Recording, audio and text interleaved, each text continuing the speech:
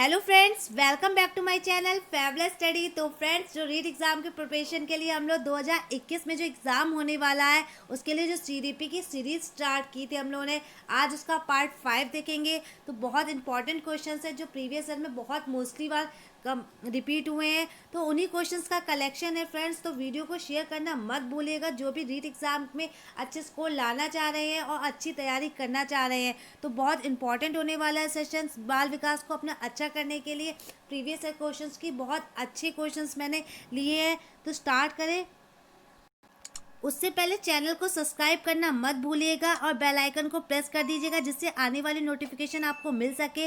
Like share और comment करके जरूर बताइएगा फ्रेंड्स। स्टार्ट करते हैं क्वेश्चन नंबर 1 से। तो फ्रेंड, वीडियो को शेयर कर दिया होगा आपने। आई होप वीडियो को शेयर जरूर करिएगा, जिससे बहुत बच्चे जो भी रीट एग्जाम के आपके लिए बहुत इंपॉर्टेंट सेशन है। तो स्टार्ट करते हैं क्वेश्चन नंबर 1 से। अब टाइम को वेस्ट ना करते हुए, निम्न में से कौन सा शोध का चरण शोध को क्रियात्मक अनुसंधान बनाता है? तो क्वेश्चन क्या पूछ रहा है, शोध का कौन सा चरण है जो शोध को क्रियात्मक अनुसंधान बनाता है?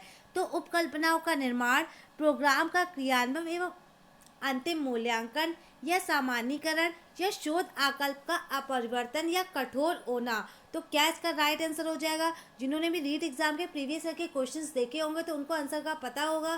तो इसका जो राइट आंसर हो जाएगा गाइस, जो माना है आयोग द्वारा उपकल्पनाओं का निर्माण। तो जो इसका सही चरण होगा, क्रियात्मक अनुसंधान बनाता है उपकल्पनाओं का निर्माण।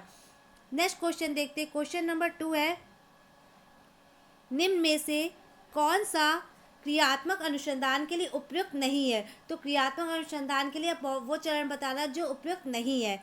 हिंदी में 5वीं कक्षा के विद्यार्थियों के लेख में सुधार, या फिर 7वीं कक्षा के विद्यार्थियों के व्यवहार पर लिखित प्रशंसा एवं मौखिक प्रशंसा के प्रभाव का तुलनात्मक अध्ययन। ठीक है। परंपरागत विधि के ऊपर कंप्यूटर सहायतित अनुदेशन का प्रभाव, या भूगोल के अधिगम में एटलस एवं ग्लोब का प्रयोग। तो कौन सा क्रियात्मक अनुसंधान के लिए उपयुक्त नहीं है, ये आपको आंसर करना है गाइस। तो जिसका राइट आंसर हो जाएगा गाइस, 7वीं कक्षा के विद्यार्थियों के व्यवहार पर लिखित प्रशंसा पर और मौखिक प्रशंसा के प्रभाव का तुलनात्मक अध्ययन। क्योंकि तुलनात्मक अध्ययन नहीं किया जाएगा, जो आपको मैंने सीटेट के भी जो प्रीवियस ईयर के क्वेश्चंस मैंने अटेम्प्ट आपको कराए थे, तो उसमें भी मैंने आपको बताया था। तो बी ऑप्शन इसका करेक्ट हो जाएगा। नेक्स्ट क्वेश्चन देखते हैं। क्वेश्चन नंबर 3 है, बालक का मुफ्त एवं अनिवार्य शिक्षा का अधिकार जो 2009 में आया था, आरटीई जो आया था, उनमें से किस पर ध्यान नहीं दिया गया है? तो जो आरटीई एक्ट आया था बालकों का अनिवार्य शिक्षा का अधिकार का, उसमें किस पे ध्यान नहीं दिया गया था, ये क्वेश्चन पूछ रहा है। अध्यापकों का प्रशिक्षण की सुविधा प्रदान करना इस पे, या घुमंतु बालकों के प्रवेश को सुनिश्चित करने को, या एकेडमिक कैलेंडर को निर्धारित करना, या 14 वर्ष के पश्चात की शिक्षा, उस पर ध्यान नहीं दिया गया था। तो कौन सा जो था जिस पे ध्यान नहीं दिया गया था, उसको आपको आंसर करना है। तो गाइस, क्या इसका राइट आंसर हो जाएगा? तो फटाफट से आंसर कीजिए। तो जो इसका राइट आंसर हो जाएगा गाइस, 14 वर्ष के पश्चात की शिक्षा, जिस पे ध्यान नहीं दिया गया था। जो हमारा आरटी एक्ट आया था 2009 में, इसको लागू कब किया गया था? तो ये भी याद रखिए, इसको लागू किया गया था 2010 में। तो आगे बढ़ते हैं नेक्स्ट क्वेश्चन की तरफ।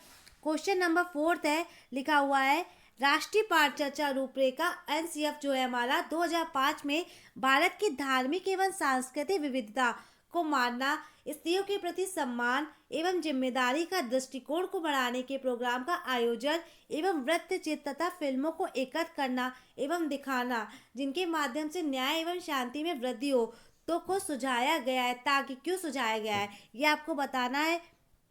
तो देखते क्या स्टेटमेंट दे रखे हैं। इनमें से शांति की शिक्षा दी जा सके इसलिए, या मूल्यों की शिक्षा दी जा सके मतलब नैतिकता की, नागरिकों की शिक्षा दी जा सके, या इनमें से कोई नहीं। तो क्या इसका राइट आंसर हो जाएगा? तो जो ये 3 ऑप्शंस दे रखे हैं, तो इनमें से जो है कोई भी ऑप्शन है जो सही नहीं है, तो डी ऑप्शन करेक्ट हो जाएगा। नेक्स्ट क्वेश्चन देखते हैं। क्वेश्चन नंबर 5 है, निम्न का मिलान करते हुए दी गई तालिका में सही उत्तर का चयन करना है। तो वो दे रखी है आपको, तालिका दे रखी है, उसमें सही का चयन करके आपको बताना है कौन सा मिलान सही है। तो पहले में क्या दे रखा है, ऑप्शन पढ़ लेते। बीच अंकुरित होने का अनुभव प्रदान करना, ये क्या है? या भूमिका निर्वाह, रोल प्ले, परिवार में लैंगिक। तो उसको हमें सूची को वो क्या करना है, मैच करना है, ए से बी को करना है। तो क्या इसका होगा, अभी बताते हैं, आगे देखते हैं। तीसरा दे रखा है गाइस, चौथे में दुग्धशाला में विभिन्न दूध के उत्पादों की प्रक्रिया कर बनाना एवं डिब्बा बंद करना, तो विचार मानना। तो जो उसका राइट आंसर हो जाएगा वो क्या हो जाएगा? तो फ्रेंड जो पहले का पहला हो जाएगा, क्या होगा, जो उसमें क्या करना है, उसका अवलोकन करना है, जो 20 के भाग है उसका अवलोकन करना है, रोल प्ले में भाग लेना है, जो तीसरा ऑप्शन हो जाएगा। और जो गा का हो जाएगा वो चौथा। तो उसका जो राइट आंसर हो जाएगा फ्रेंड्स, तो पहला ऑप्शन करेक्ट हो जाएगा। तो ए ऑप्शन पे हम करेक्ट करेंगे। नेक्स्ट क्वेश्चन देखते हैं। क्वेश्चन अगला दे रखा है, क्वेश्चन नंबर 6 है,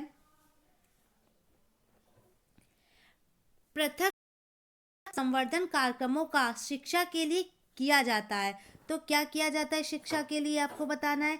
प्रतिभाशाली बालकों के लिए, निम्न शैक्षिक उपलब्धि वाले बालकों के लिए, या प्रतिभाशाली एवं निम्न शैक्षिक उपलब्धि वाले बालकों के लिए, इनमें से कोई नहीं।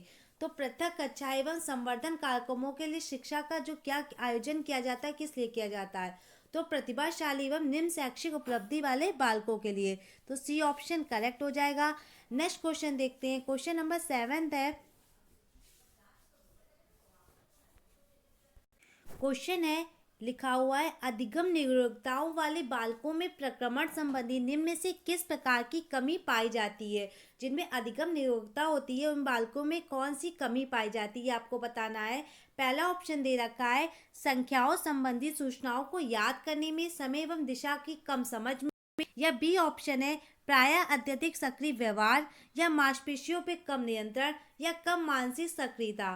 तो जिसमें अधिगम निरोगता पाई जाती है उसमें कौन सी कमी पाई जाएगी? तो डी ऑप्शन करेक्ट हो जाएगा, कम मानसिक सक्रियता।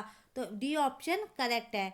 नेक्स्ट क्वेश्चन देखते हैं। लिखा हुआ है, निर्माणात्मक मूल्यांकन का उद्देश्य क्या है? तो हमें निर्माणात्मक जो मूल्यांकन है उसका मोटिव बताना है, क्या है। तो पहला ऑप्शन दे रखा है, प्रगति पे गौर करना एवं उपचारात्मक अनुदेशन की योजना बनाना, या बी ऑप्शन है, विद्यार्थियों की समझ का पता लगाना, ये इसका उद्देश्य है, या अध्यापक के उद्देश्यों की पूर्ति का पता लगाना, या ग्रेड्स प्रदान करना। तो बताना निर्माणात्मक जो मूल्यांकन है उसका उद्देश्य क्या होगा। तो आंसर कीजिए गाइस। तो क्या होगा? प्रगति पर गौर करना एवं उपचारात्मक अनुदेशन की योजना बनाना। तो उसका राइट आंसर हो जाएगा ए ऑप्शन। नेक्स्ट क्वेश्चन देखते हैं। क्वेश्चन नंबर अगला है, व्यक्तित्व व्यक्ति में उन मनोदैहिक व्यवस्थाओं का गत्यात्मक संगठन है जो वातावरण के साथ उसके अपूर्व समायोजन को निर्धारित करता है। तो ये व्यक्तित्व की परिभाषा किसने दी है? तो इसमें क्या ही समझना है? तो इसका जो राइट आंसर हो जाएगा, GW आलपोर्ट के द्वारा ये दी गई है व्यक्तित्व की परिभाषा। इन्होंने कहा है, मनोदैहिक व्यवस्थाओं का गत्यात्मक संगठन है जो वातावरण के साथ उसके अपूर्व समायोजन को निर्धारित करता है। याद रखिएगा, बहुत इंपॉर्टेंट डेफिनेशन है जो एग्जाम में रीट में बहुत बार रिपीट हुई, तो उसको नोट डाउन जरूर कर लीजिएगा। नेक्स्ट क्वेश्चन देखते हैं। अगला क्वेश्चन है, प्रायः बालकों की जो बुद्धि का मापन होता है वो किया जाता है, किसके द्वारा किया जाता है, आपको बताना है। अवाचिक समूह बुद्धि परीक्षणों के द्वारा, या वाचिक समूह बुद्धि परीक्षणों के द्वारा, या अवाचिक व्यक्तिगत बुद्धि परीक्षणों के द्वारा, या वाचिक व्यक्तिगत बुद्धि परीक्षणों के द्वारा। तो गाइस आंसर कीजिए, क्या इसका राइट आंसर हो जाएगा? फटाफट से आंसर कीजिए। तो इसका राइट आंसर हो जाएगा फ्रेंड्स बी ऑप्शन। क्या लिखा हुआ? वाचिक समूह बुद्धि परीक्षणों के द्वारा प्रायः जो बालकों की जो बुद्धि का जो होता है मापन किया जाता है। तो बी ऑप्शन करेक्ट है। नेक्स्ट क्वेश्चन देखते हैं। क्वेश्चन नंबर अगला दे रखा है, निम्न में से कौन बुद्धि परीक्षणों के दुरुपयोग का संकेत देता है? तो बुद्धि जो परीक्षण होते हैं उसमें कौन जो होता है वो दुरुपयोग का संकेत देता है? उन्नति के लिए मापन में सहायक, या बुद्धि लब्धि का लेबल बालकों पर लगाकर अध्यापक अपनी अकुशलता को छिपाते हैं, या बालकों को वर्गीकृत करने में, या अधिगम प्रक्रिया को बेहतर बनाने में। तो बुद्धि परीक्षणों के दुरुपयोग का संकेत देता है। आंसर कीजिए। तो इसको आप हमसे समझ ही गए होंगे। जो इसका राइट आंसर है बी ऑप्शन, बुद्धि लब्धि का लेबल बालकों पर लगाकर अध्यापक अपनी क्या करते हैं? अकुशलता को छिपाते हैं। तो बी ऑप्शन करेक्ट है, और जो सी और डी ऑप्शन इनकरेक्ट हो जाएंगे। तो याद रखिएगा इसका क्वेश्चन का आंसर। नेक्स्ट क्वेश्चन देखते हैं, निम्न में से कौन सी पिछड़े हुए बालकों की विशेषता नहीं है? तो हमें बताना है पिछड़े जो बालक होते हैं उनकी विशेषता नहीं बतानी है। तो नहीं को हाईलाइट, मैंने हमेशा कहा है कि हाईलाइट जरूर कर लीजिए करें, क्योंकि एग्जाम में हम लोग ध्यान नहीं देते और हम लोग आंसर क्या होता है बहुत माइनर मिस्टेक के चक्कर में हमारा पूरा क्वेश्चन गलत हो जाता है। तो इसको बहुत ध्यान रखा करिए एग्जाम में। तो पहला ऑप्शन दे रखा है, अपनी प्रदत्त योग्यताओं से कम स्तर की शैक्षिक उपलब्धि का प्रदर्शन करते हैं। ये है विशेषता नहीं है। या फिर समान विद्यार्थी कार्य के साथ वे गति नहीं रख पाते हैं। या सी ऑप्शन दे रखा है, अपनी आयु के बालकों में काफी पिछड़ जाते हैं या कम बुद्धि रखते हैं। आंसर कीजिए। तो उसका जो राइट आंसर हो जाएगा, कौन सी विशेषता नहीं है, तो अपनी प्रकृति प्रदत्त योग्यताओं से कम स्तर की शैक्षिक उपलब्धि का प्रदर्शन करते हैं। तो क्या इसका राइट आंसर हो जाएगा ए ऑप्शन, ध्यान रखिएगा। नेक्स्ट क्वेश्चन देखते हैं। अगला क्वेश्चन दे रखा है, बालक की व्यक्तिगत को किस प्रकार के अधिगम की आवश्यकता प्रभावित करता है। तो कौन सा प्रभावित करता है, प्रयत्न एवं त्रुटि अधिगम या अनुकरण अधिगम, अंतर्दृष्टि अधिगम या अनुदेशात्मक अधिगम।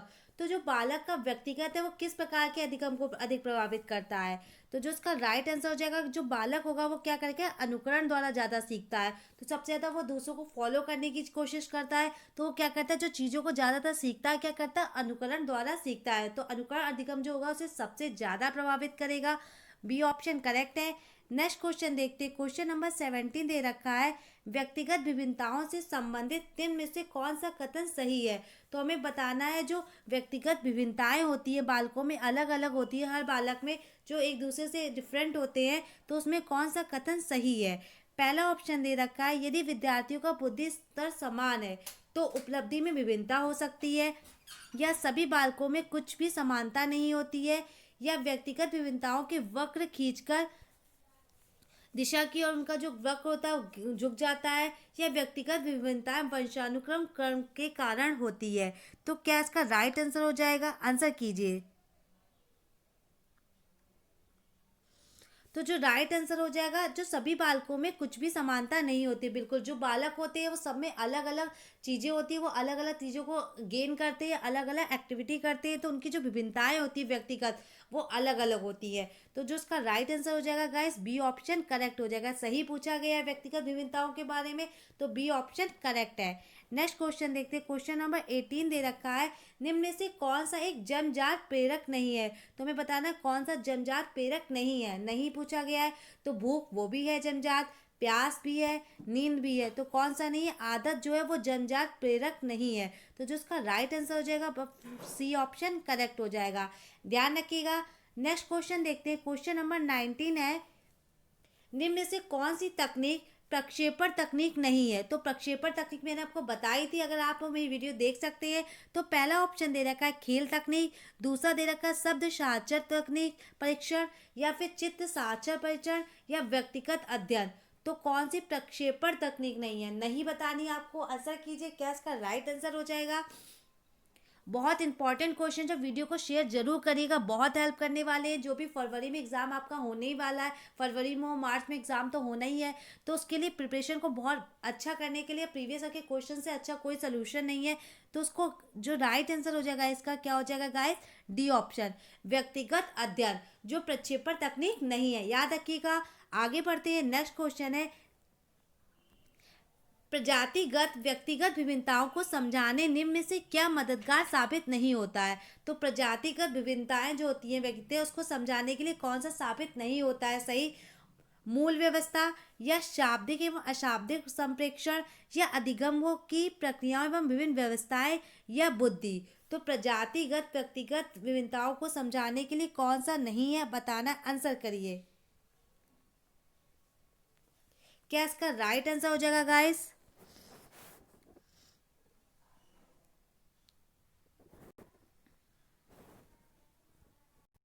तो जो इसका राइट आंसर हो जाएगा गाइस, क्या हो जाएगा, मूल व्यवस्था। जो मूल व्यवस्था है बिल्कुल करेक्ट है, जो प्रजातिगत व्यक्तिगत विभिन्नताओं को समझाने के लिए मददगार साबित नहीं होता है। नेक्स्ट क्वेश्चन है 21 दे रखा है, निम्न में से कौन सा बालकों के अधिगम एवं विकास में सबसे अधिक योगदान देता है। तो जो बालक के डेवलपमेंट और लर्निंग में जो सबसे ज़्यादा इंपॉर्टेंट फैक्टर है वो क्या है। तो ऑप्शन पहला दे रखा है परिवार, समवयस्क, या टेलीविज़न, या फिर परिवार, समवयस्क समूह, अध्यापक, परिवार, खेल, कंप्यूटर, परिवार, खेल एवं पर्यटन। तो गाइस आंसर क्या होगा इसका।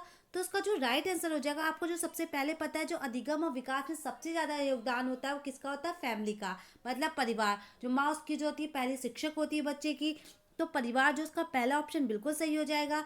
नेक्स्ट क्वेश्चन है समवयस्क समूह। तो बच्चा जो होता है वो अपने कलीग्स के ज़्यादा ज़्यादा सीखता है। जिसके आपने देखा होगा वाइगोस्की ने भी क्या किया, बच्चे अपने कलीग्स के साथ जो कॉन्टैक्ट करते हैं, जो सहयोग है, अपने अधिगम को सीखते हैं, सहयोगात्मक अधिगम द्वारा सीखना।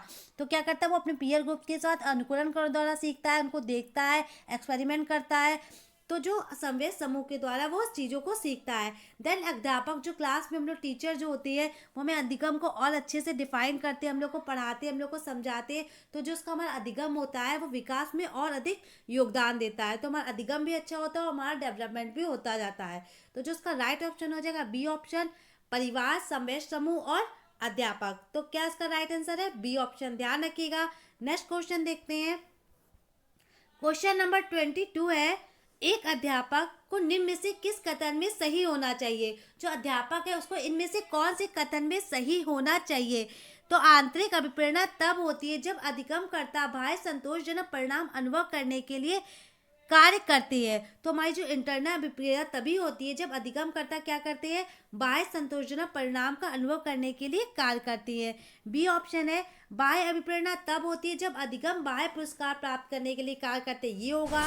या फिर सी ऑप्शन है बाह्य पुरस्कार स्थायी रूप से व्यवहार परिवर्तित होता है। तो जो अध्यापक है उसे सही होना चाहिए, आंतरिक अभिप्रेरणा तब होगी जब अधिगमकर्ता बाह्य संतोषजनक परिणाम अनुभव करने के लिए कार्य करेंगे। तो ए ऑप्शन करेक्ट है। नेक्स्ट क्वेश्चन देखते हैं। क्वेश्चन नंबर 23 दे रखा है, एक अध्यापक मानचित्र की खाली रूपरेखा में केवल नदियों, पहाड़ों, मैदानों एवं घाटियों को प्रदर्शित करता है। यह विद्यार्थियों को मुख्य नगर, रेलवे व मुख्य नगरों को जोड़ने वाले राजमार्गों को चिन्हित करने को कहता है। तो विद्यार्थियों को अन्य पुस्तकों व मानचित्रों को अध्ययन करने के लिए इस दौरान मनाही होती है। यह अध्यापक के द्वारा उपयुक्त उपागम है। तो किस उपागम का उपयोग किया जा रहा है। तो ए ऑप्शन दे रखा है खोज, बी दे रखा है मानचित्र चित्रण, या फिर समस्या समाधान उपागम। तो जो इसका जो यूज हो रहा है वो किस उपागम का यूज कर रहा है, मानचित्र निरूपण, जिसके द्वारा वो रेलवे, मुख्य नगरों को जोड़ने वाले राजमार्गों को चिन्हित कर रहा है। ठीक है, तो किसका जो राइट आंसर हो जाएगा, जो इसका बी ऑप्शन करेक्ट है। 24 क्वेश्चन दे रखा है, निम्न में से कौन सा उदाहरण बंडूरा के अवलोकन आधारित अधिगम नहीं है। तो बंडूरा के आधारित अवलोकन में कौन सा नहीं है। तो विद्यार्थियों द्वारा केंचुओं के विच्छेद को सीखना, या क्रिकेट का उत्साह, सामाजिक अध्ययन के प्रति नापसंदगी, या स्कूल की घंटी बजने पर अपने बस्ते को बंद कर लेना। तो कौन सा बंडूरा के अवलोकन का आधारित अधिगम नहीं है। तो बंडूरा ने सामाजिक अधिगम का सिद्धांत दिया था, जिसने अनुकरण द्वारा बताया था। बच्चे जो आपने डॉल वाला देखा होगा कि एक फिल्म दिखाई जाती है बच्चे को, तो बच्चे जो देखते हैं टीवी के माध्यम से वही कार्य करते हैं। तो उसने जो 3 कमरे में 3 रूम में अलग अलग बच्चों को बंद कर दिया था, तो आपने एक स्टोरी सुनी होगी। तो जो उसका अधिगम अवलोकन है वो अधिगम कौन सा आधारित अधिगम नहीं है। तो सी डी ऑप्शन हो जाएगा, स्कूल की घंटी बजने पर बच्चे क्या करते हैं, अपने बस्ते को बंद कर लेना। ये बंडूरा के अवलोकन आधारित अधिगम नहीं है। नेक्स्ट क्वेश्चन है, राजेश बीमारी के कारण 1 महीने तक विद्यालय नहीं गया। जब विद्यालय गया तो उसे भाग के लंबे सवालों को करना नहीं आया। क्या हुआ, 1 महीने तक स्कूल नहीं गया, फिर जब वो गया तो उसे भाग के वो लंबे सवाल नहीं कर पाया। कई बार के निराशाजनक अनुभवों में असफलता हाथ लगी। लंबे भाग के सवालों को देखते ही वह चिंतित हो जाता था। शास्त्रीय अनुबंधन सिद्धांत के मुताबिक संवेगात्मक स्वाभाविक उत्तेजना है।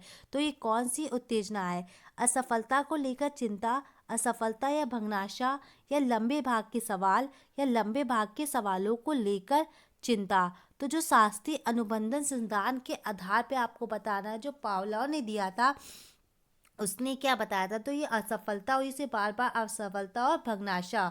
तो बी ऑप्शन करेक्ट हो जाएगा। नेक्स्ट क्वेश्चन देखते हैं। अगला क्वेश्चन दे रखा, कुपोषण के प्रभाव के बारे में निम्न में से कौन सा कथन सत्य नहीं है।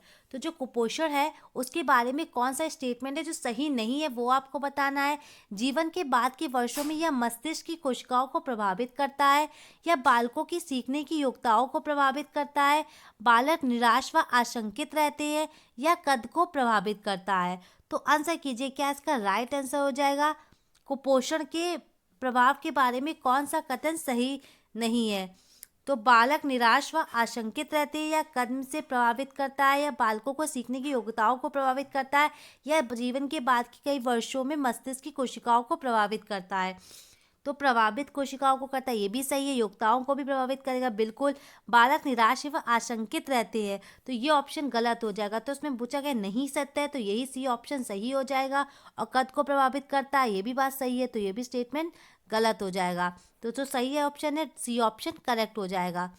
नेक्स्ट क्वेश्चन देखते हैं, वह संधि काल में निम्न में से कौन सा बाह्य अभिव्यक्ति नहीं है। तो वह संधि जो होती है, जो आपको पता है बाल्यावस्था और टीन एज के जो बीच का टाइम होता है, वो वह संधि कहलाता है।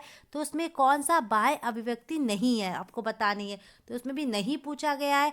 तो ए ऑप्शन है, प्रभुता, सत्ता के विपरीत विरोध, अशांति, आत्मनिर्भरता के प्रति आग्रही, सक्रिय खेलों के स्थान पर बैठे रहकर खेलना अधिक पसंद करना। तो क्या इसका राइट आंसर हो जाएगा? तो सक्रिय खेलों के स्थान पर बैठे रहकर खेलना अधिक पसंद करना। तो डी ऑप्शन सही हो जाएगा। नेक्स्ट क्वेश्चन है, अगला क्वेश्चन देखते हैं। तो इसमें बाह्य अभिव्यक्ति पूछी गई है, नहीं है, तो ये सक्रिय खेलों के स्थान पर नहीं होगा। प्रभुसत्ता, सत्ता के विपरीत विरोध हो जाएगा। बाह्य शक्ति अभिव्यक्ति नहीं पूछा गया है, तो ये ए ऑप्शन करेक्ट हो जाएगा। नेक्स्ट क्वेश्चन देखते हैं। क्वेश्चन नंबर 28 है, विद्यार्थियों के विकास में सहमति नहीं रखता। तो क्या सहमति नहीं रखता, ये आपको बताना है। तो ए ऑप्शन दे रखा है, सामाजिक व्यवहारों, उत्तरोत्तर समवयस्क समूह आदर्शों को प्रभावित होता है। इस व्यवस्था में अधिकांश बालक तीव्र गति से बुराई प्राप्त नहीं करते हैं, या बौद्धिक एवं सामाजिक व्यवहार पर स्वप्रभावित का महत्वपूर्ण प्रभाव होता है, या डी ऑप्शन, अधिकांश विद्यार्थी विशेष रूप से स्व केंद्रित हो जाते हैं। तो क्या है, विद्यार्थियों के विकास में सहमति नहीं रखता है। तो जो अधिकांश विद्यार्थी होते हैं विशेष रूप से स्व केंद्रित हो जाते हैं, यही ऑप्शन करेक्ट हो जाएगा। नेक्स्ट क्वेश्चन देखते हैं। क्वेश्चन नंबर 29 है, अधिगम एवं परिपक्वता के संबंध में निम्न में से कौन सा कथन सही है। तो लर्निंग और आपको मैच्योरिटी के संबंध में क्या है, सही कथन बताना है। तो ए ऑप्शन दे रखा है, यदि मानव विकास केवल परिपक्वता से होता तो केवल निम्नतम तक ही सीमित रह जाते, या वंशानुक्रम संभावित क्षमता की सीमा के कारण बालक एक निश्चित सीमा से आगे तक विकसित हो सकते हैं, या सी ऑप्शन दे रखा है, बालक विकास की दृष्टि से जब सीखने के विकास तैयार नहीं है तो वे अधिक प्रयास के द्वारा सफल हो सकते हैं, या बालक की अंतर्निहित शक्तियों को बिना सोचे विचारे विकसित करने के लिए प्रोत्साहित किया जाना चाहिए। तो बिल्कुल बालक की जो अंतर्निहित शक्ति है उसको बिना क्या करना चाहिए, जो सोचे विचारे विकसित करने के लिए प्रोत्साहित करना चाहिए। तो ये पूछा गया कौन सा कथन सही है, तो यही ऑप्शन सही हो जाएगा। नेक्स्ट क्वेश्चन देखते हैं। क्वेश्चन नंबर 30 है, विकास का एक अधिनियम है कि विकास प्रतिभा के विभिन्न काल में खुशी भिन्न भिन्न होती है। बिल्कुल इस अधिनियम के अनुसार जीवन का प्रथम वर्ष सबसे अधिक खुशी का टाइम होता है, या बी ऑप्शन दे रखा है, वह संधि काल एवं जीवन का प्रथम वर्ष भी जीवन का सबसे अधिक खुशी का काल होता है, या वह संधि काल जीवन का सबसे अधिक दुखी काल होता है, या जीवन का प्रथम वर्ष अधिक खुशी एवं संधि काल सबसे अधिक दुखी काल होता है। तो डी ऑप्शन बिल्कुल सही हो जाएगा। जो पहले बच्चा होता है उसका खुशी काल होता है, जबकि वह संधि में बाल्यावस्था और टीन एज में आ जाता है तो उसका वो टाइम में जो उसकी परेशानियों को झेलना पड़ता है, तो इसका दुखी काल कहलाता है।